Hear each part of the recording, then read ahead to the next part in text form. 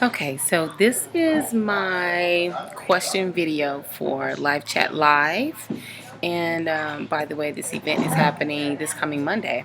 It's going to be at TDK Lounge, and it starts at 7 p.m. And if you have not experienced the actual LifeChat Live events, you're really missing a treat.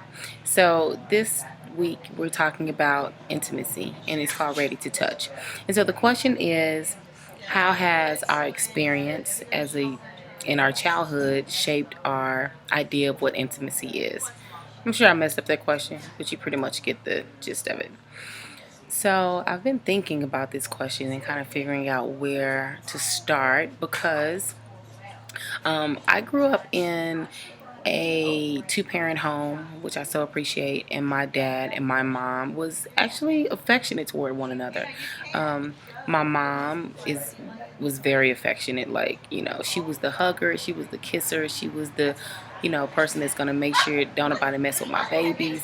And even though my dad was a pastor and leader of a congregation of over 1,000 people, like, him and my mom were still very intimate with each other. They kissed each other, they hugged each other, they held hands and all that kind of stuff.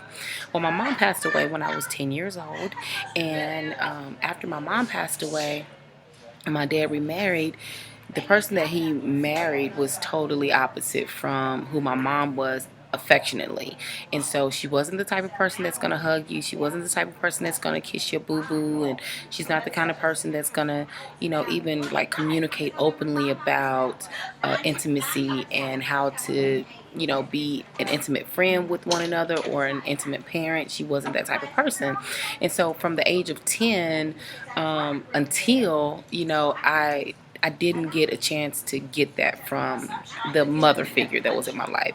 And I feel like that's really important because, as a mom myself, I have to make sure that I'm very in tune when it comes to what my daughter's needs are as far as being intimate with her, meaning hugging her and letting her know that she's loved and kissing her on her forehead and, holding her hand and, like just making sure that she knows and that she understands the importance of that. And unfortunately, I didn't get a chance to get that after age 10. So in my adulthood, it was so reflective of that, from the guys that I chose to date, from the way that I chose to be intimate with these guys, from the way I treated them in relationships, like what that meant for me.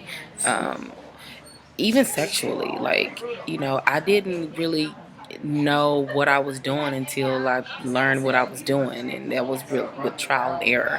And so this is like really a bunch of details that y'all probably don't even care about what's going on in my life, but that's real talk. Like, I was intimate with a lot of guys that I really probably should not have been with, because first of all, I didn't know what I was doing, neither did they know what they were doing, and that we weren't at the age in our lives where we were really prepared to be that level of intimacy.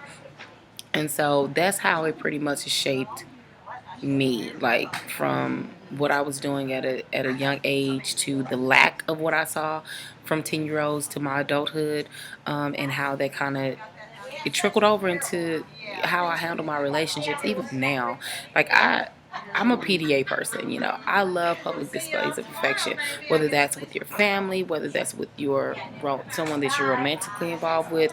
I'm not a standoff person, and I've been with people that are totally opposite from that, and that's something that they have to deal with on my end because it's a requirement. Like, I don't like to be restricted. If I want to kiss my boy in public, then I want to kiss my boy in public. If I want to hold your hand, or if I want to, put my hands around your waist, these are things that I really want to do, and so you're gonna have to deal with them or not. So that's pretty much my response to this question: is how my experience as a child kind of shaped how I handle intimacy on an adult level. I hope you guys enjoy it, and I hope to see you on this coming Monday at LifeChat Live, the event. Again, TDK Lounge. The event starts at 7 o'clock, and it's just $10. So come out, man, and like share your own experiences. As a matter of fact, when you see this video, do your own video. Share this video. We want to have some conversation. We want to actually start some dialogue about this in our community. All right? Peace.